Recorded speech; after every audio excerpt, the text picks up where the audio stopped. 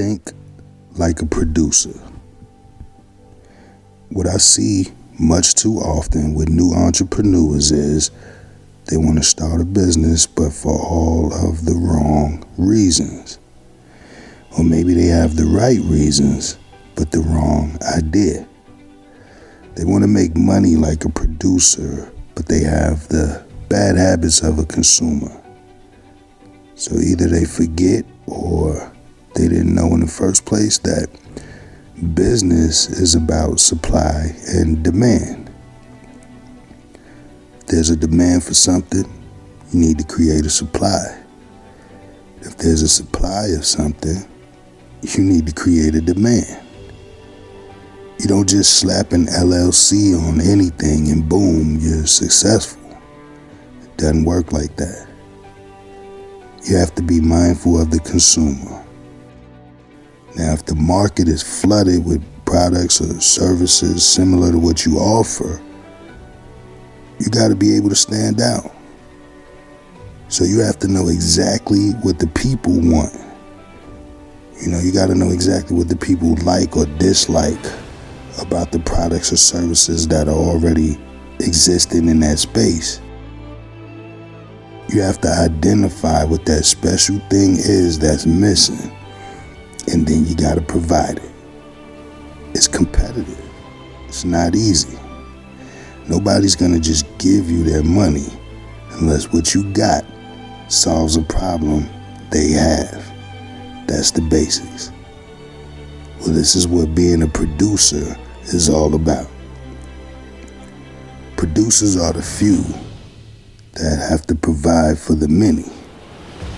If you want to join the club, you got to stop thinking like a 9-to-5er.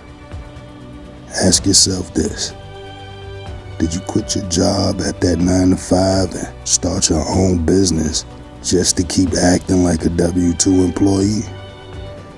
I don't think so. I remember I once had a cleaning business.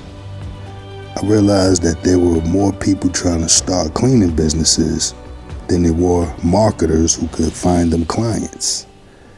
So a light bulb went off. I said, yeah, I love to clean, but I can market even better.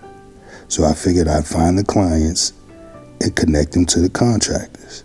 Everyone would live happily ever after, right? I reached out to this one prospect. He was in the middle of doing 5 rehab projects, and he needed construction site cleanups for all 5 properties.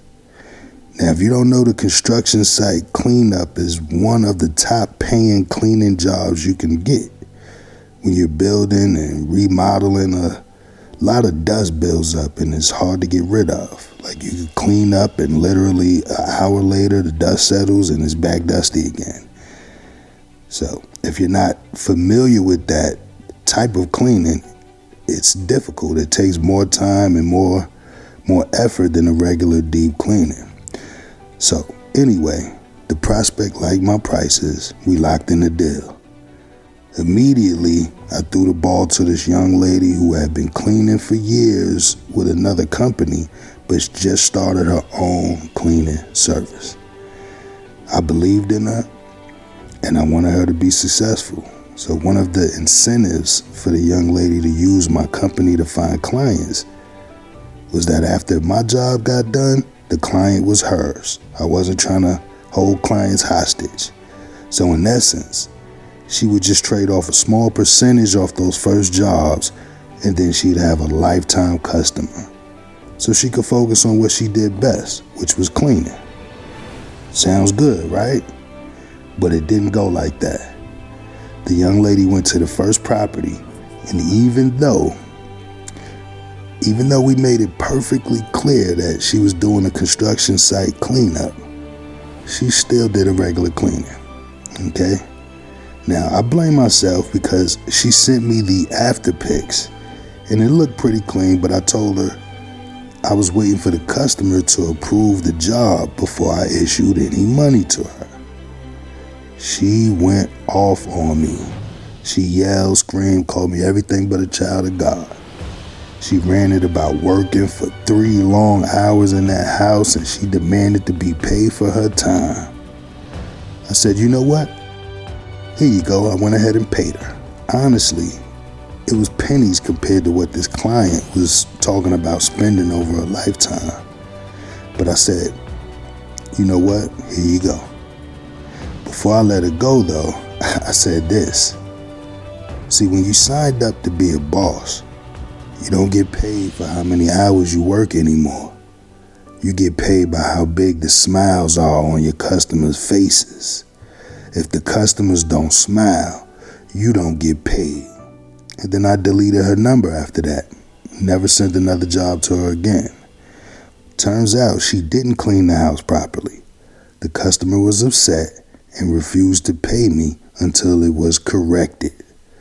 So I sent another cleaner there who knocked the ball out of the park.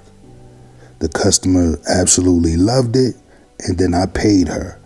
The second young lady ended up keeping that client happy with lots of projects to come after that, and they still work together to this day. See, she knew the importance of making that customer happy. So stop acting like you're still punching the clock. Once you sign up to be a producer, the customer becomes your boss. And if they're not happy, you ain't gonna be happy. You playing in the big leagues now. You gotta play to win. Think like a producer.